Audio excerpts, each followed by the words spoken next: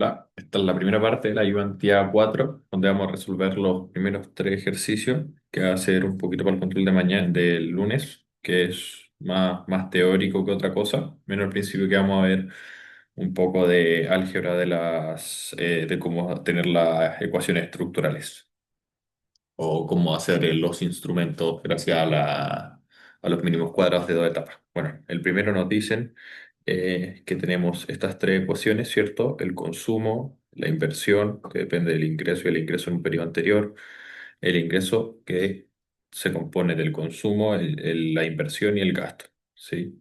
Estas son las tres que tenemos. Y tenemos las que son unas variables exógenas, venían a ser solo el gasto y el ingreso del periodo anterior. Por lo tanto, las otras variables que nosotros podemos ver es que en torno al ingreso existe la variable inversión, que es endógena porque también a la vez la inversión depende del ingreso y el consumo también depende del ingreso. ¿Sí?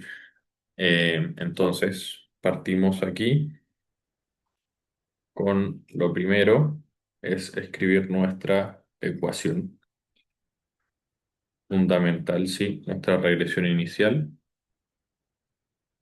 porque el primer inciso nos pide que tengamos de forma reducida y las ecuaciones estructurales para sacar sus coeficientes. ¿Sí? O sea, tenemos que reducir esto sacando las variables que son endógenas y tener un modelo que no considere esta variable endógena, ya sea con los instrumentos o utilizando estas regresiones.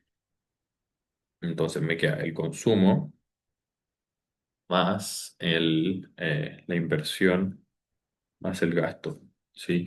Y ahora lo que yo tengo que hacer es agregar cada una de estas sus propias regresiones. La del consumo es 1, 0. Todo lo que está acá arriba, copy-paste esta y copy-paste esta y agregarle el gasto. Simplemente eso. Entonces, haciéndolo bastante rápido,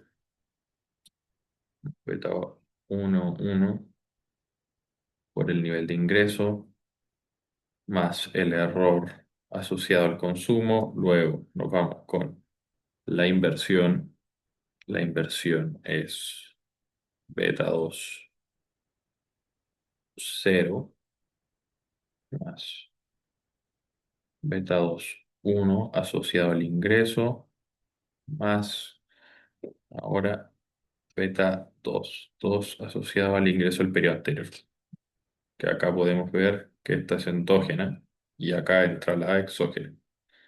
¿Sí? Que el primer paso que hay que hacer, esto de aquí, es regresión de variable endógena, endógena en función de las exógenas, ¿sí? O sea, lo que yo tengo que hacer, exógena, uy, se me echó a perder. Esperamos un segundo, es que se movió el lápiz. Ya, es exógena.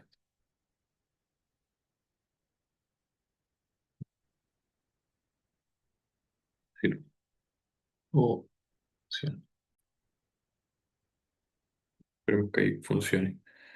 De las variables exógenas o del instrumento.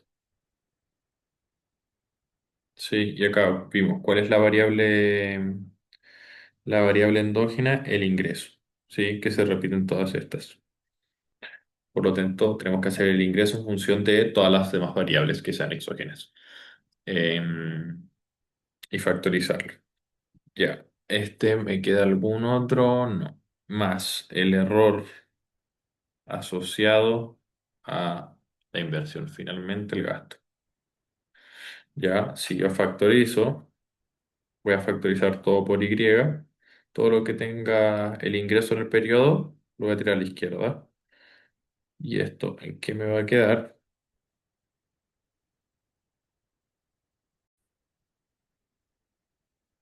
Tuve un pequeño percance, falló la otra tablet, así que conseguí esto. Así que vamos desde cero. Entonces tenía mi paso uno, escribir la variable endógena en función de los instrumentos en caso de aplicarlos, o los instrumentos o las variables exógenas del modelo. ¿Sí? Y esto sería I de t, que es la variable endógena, va a ser igual a consumo de t más el gasto más la inversión, al revés.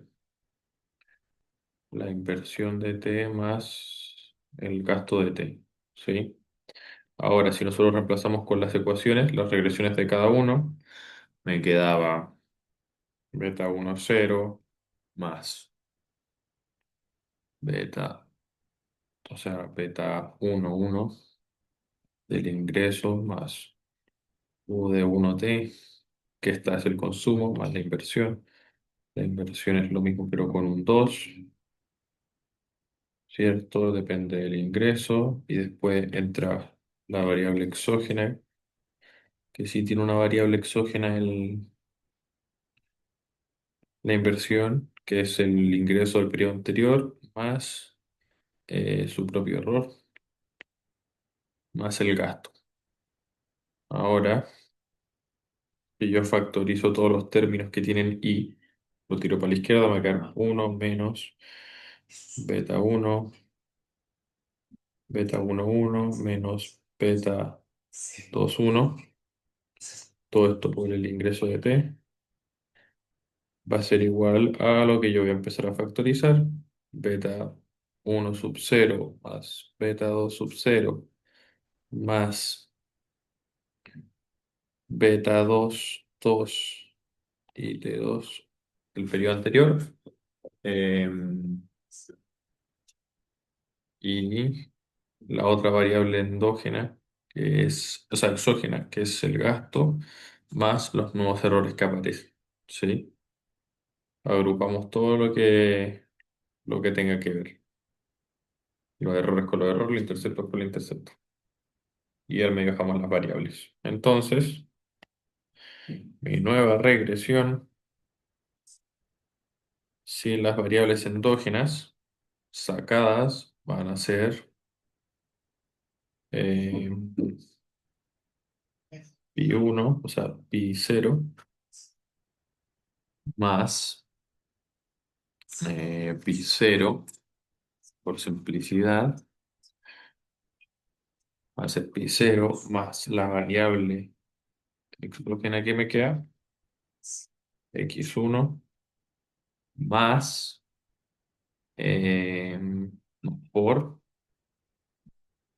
esto depende de y de t menos uno, variable exógena, más otra variable exógena, que es la del gasto,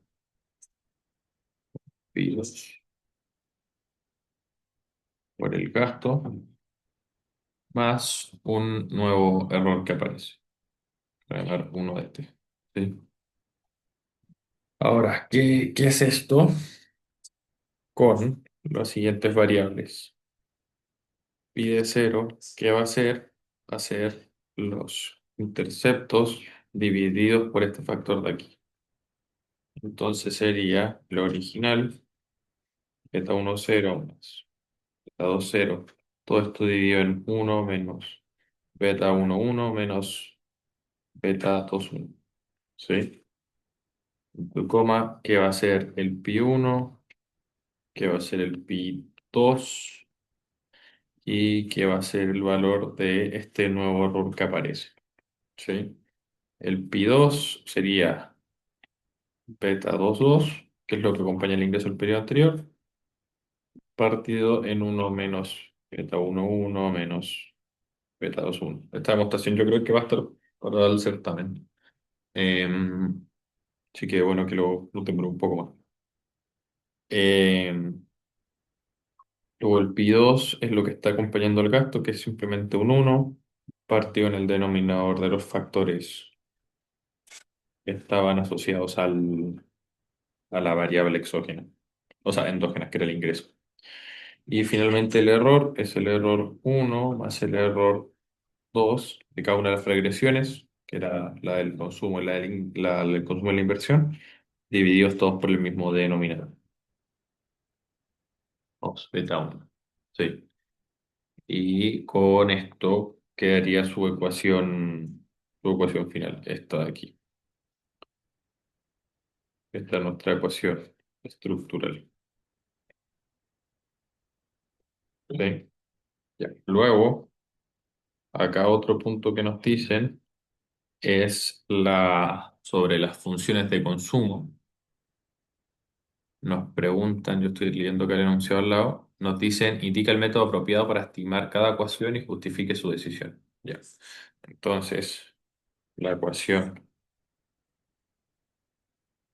la ecuación lo hace como una tabla comparativa, la ecuación es la del consumo, que el consumo depende de beta 1 cero más beta 1 1 y de t más u 1 de t. Luego la de la inversión de t, beta 2 cero más beta 2 1 asociado al ingreso más asociado al, al ingreso en un periodo desfasado, que es exógeno, más su error. El siguiente atributo que no aparece en esta tabla comparativa es la cantidad de variables endógenas presentes en esta ecuación. Que esto es, ¿cuántas variables endógenas hay aquí? Aquí hay solamente una, ¿cierto? Solamente hay una presente. Que sería, mentira, son dos. Acá tenemos la del consumo y la del ingreso. O sea, hay dos. Acá abajo tenemos una, o también tenemos dos variables endógenas. Tenemos dos variables endógenas y acá lo mismo. ¿Qué dos variables endógenas tenemos? La inversión, que está presente en más ecuaciones, y el ingreso. Dos. Luego, variables endógenas, pero aquellas que están ausentes. Nos faltaría una, ¿cierto? Acá nos falta la inversión, es la variable endógena que nos falta, o sea, es una. Y luego en esta nos faltaría el consumo, directamente, una. Si bien ambos tenemos una. Y luego tenemos las variables exógenas, excluidas. ¿Sí? Es la explicación que está en la pauta, más resumida, pero un poquito más en detalle. ¿Cuáles son las variables que están aquí? Son el gasto, porque acá no está ni el gasto ni el ingreso en el periodo anterior, que son mis variables endógenas, o sea, exógenas del modelo, dos, y acá solamente me falta el gasto, la de la inversión, la del gasto, uno. Acá me queda dos, es mayor que uno, entonces tengo más variables exógenas excluidas que variables ausentes. Cuando pasa eso, significa que tengo una sobreidentificación. Esto es lo del K mayor a M menos uno. ¿Sí? Eh, y en cambio, acá yo tengo una variable endógena ausente, pero tengo solamente una excluida. Así que mi sistema está exactamente identificado, como se dice.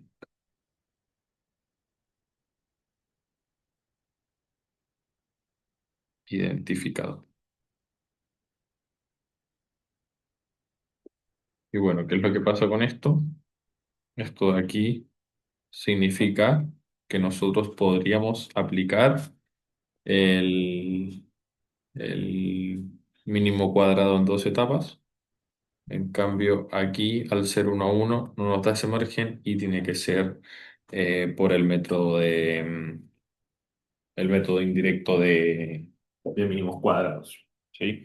Eso solamente no es tan relevante, probablemente no lo preguntemos ni lo veamos, porque siempre vemos ecuaciones que se cumplen la primera parte, así que siempre hacemos los mínimos cuadrados, pero era lo que venía con el ejercicio que había pillado. Y eso sería la primera parte. Así que vamos con la segunda. No puedo mostrar el enunciado, así que yo lo voy diciendo. Eh, a ver, lo que pasa es que, ya que no se lo puedo mostrar, es, tengo, tengo un MCO y otro MCO, y acá tengo WDT, PDT, ¿sí?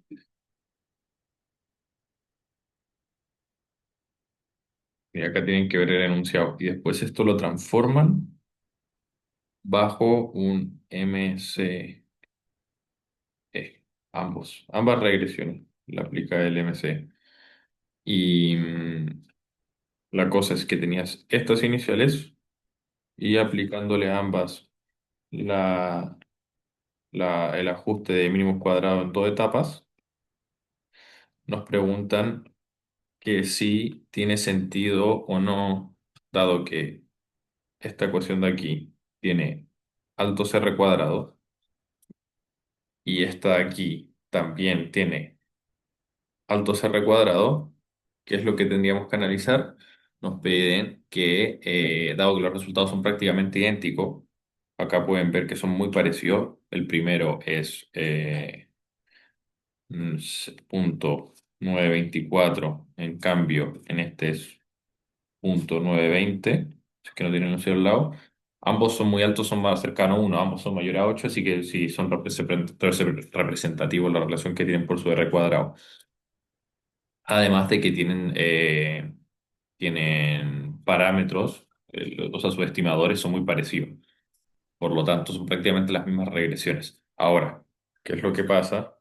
La primera conclusión que hay que hacer es un alto R cuadrado, que nosotros interpretamos cuando una regresión nos da un alto R cuadrado, y esto es que los instrumentos o las variables exógenas explican bien la la variable que es endógena, ¿sí? Exógenas. O sea, las variables acá que tenemos que sean exógenas explican bien las que son endógenas de este modelo a la hora de transformarlo con el MC12, ¿cierto? Y esto es equivalente a decir que hay una pequeña covarianza, o sea, se está cumpliendo el supuesto de que la covarianza entre las variables instrumentales, o sea, las variables instrumentales, perdón, entre las variables explicativas y el error es cero, o el modelo es cero, ¿sí? Luego, ya primera conclusión es que el modelo está bien explicado. Luego me dicen, ¿qué pasa si yo tuviera un instrumento débil? ¿Sí? Que no es este caso, pero yo tendría, si yo tuviera un instrumento débil, yo lo reconozco porque tiene un bajo estadístico F, o sea, menor a 10. Esa es mi primera red flag. Además, aumenta la variabilidad del estimador y eso por esta parte. ¿Sí? En este caso no aplica, pero era lo que nosotros teníamos que identificar. Siguiendo, ahí está. ¿Qué pasa si tenemos un ZI fuerte, ¿cierto? O sea, tenemos instrumentos fuertes, que es el caso de esta regresión. Y que no se entiende. En el caso de esta restricción, yo tengo que, cuando yo tengo el límite del parámetro de la estimación de la varianza, o sea, de este, va a tender al valor real. O sea, es consistente y eficiente. Eso es el beneficio de aplicar, o sea, tener estimadores fuertes y aún así aplicarle el método de cuadrados en dos etapas. ¿Sí? el límite, o sea, tengo que es consistente y eficiente, además de que incorpora,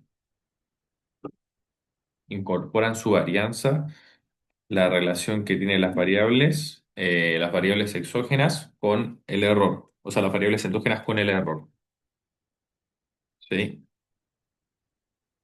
Pero aún así es eficiente cuando se le aplica el límite, pero la varianza disminuye porque considera este error que les digo.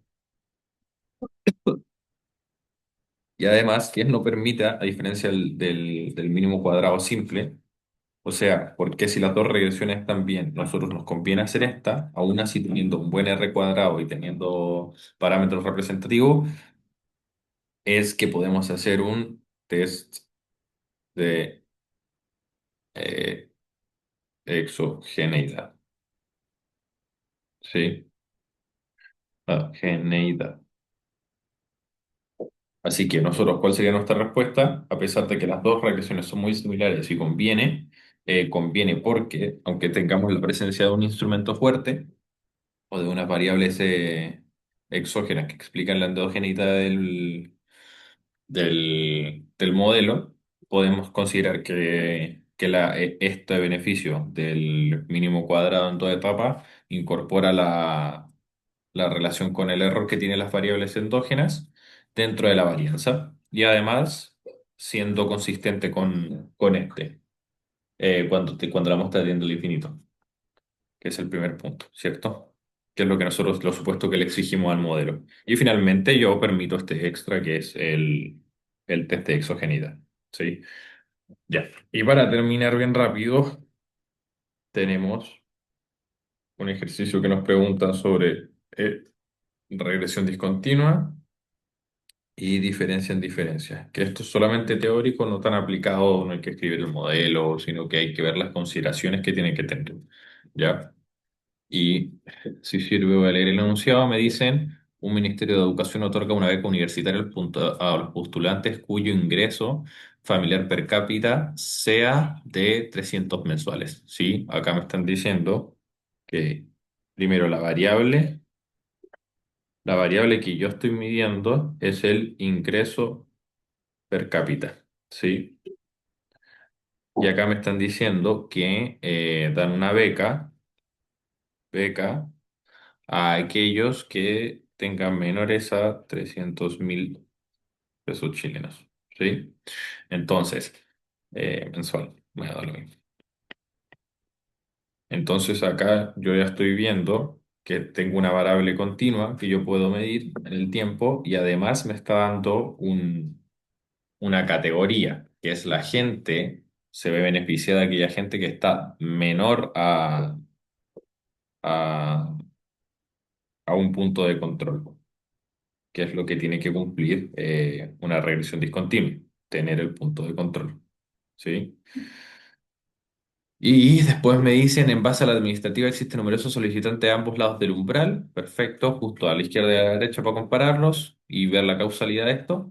Y las covariables observadas, edad, género y puntaje de admisión, son continuas en torno al corte. Ya, perfecto. O sea, no alteran la variable de interés estas variables.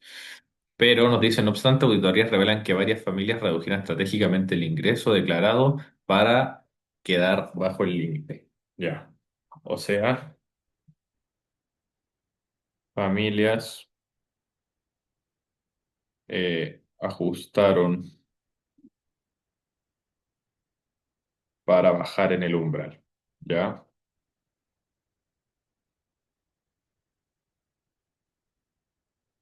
Y acá, esto es lo que no nos permite hacer una regresión discontinua, porque después nos dicen, ¿se puede aplicar un diseño de discontinuidad de la regresión? Sí, al principio sí, porque teníamos nuestra variable continua, con sus variables, las covariables que no afectaban a dicho comportamiento, y teníamos la variable de control que queríamos analizar para estos diferentes grupos. Pero el problema es que consideramos que hay una manipulación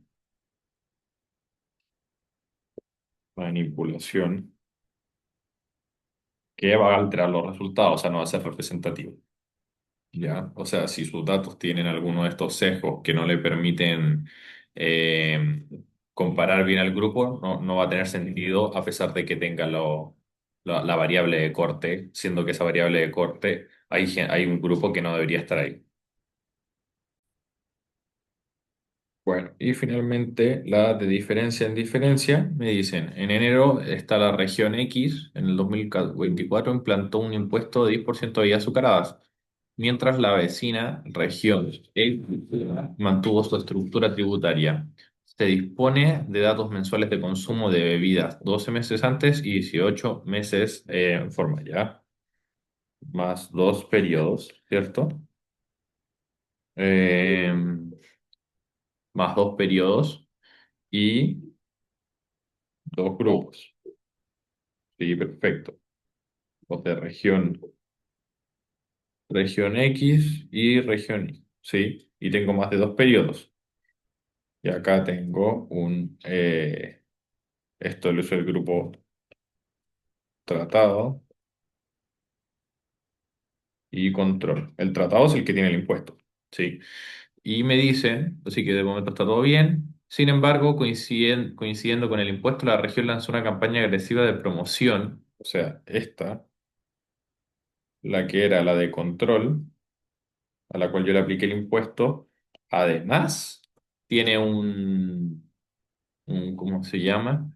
Eh, una campaña que representa un shock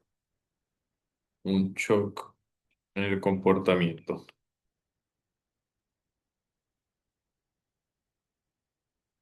¿sí? Por lo que nosotros pudimos haber tenido me queda un minuto, sí que lo voy a cortar aquí. Nosotros pudimos haber tenido un diferencia en diferencia y además pudimos haber visto las tendencias paralelas, pero por el supuesto de que existe un shock adverso o externo a lo que nosotros estamos midiendo, que específicamente estas dos regiones con el impuesto, me están introduciendo otra cosa, que es además de este impuesto. Así que por lo tanto no puedo hacer el teorema o el supuesto de las tendencias paralelas. Que el tendencias paralelas es que yo necesito tres periodos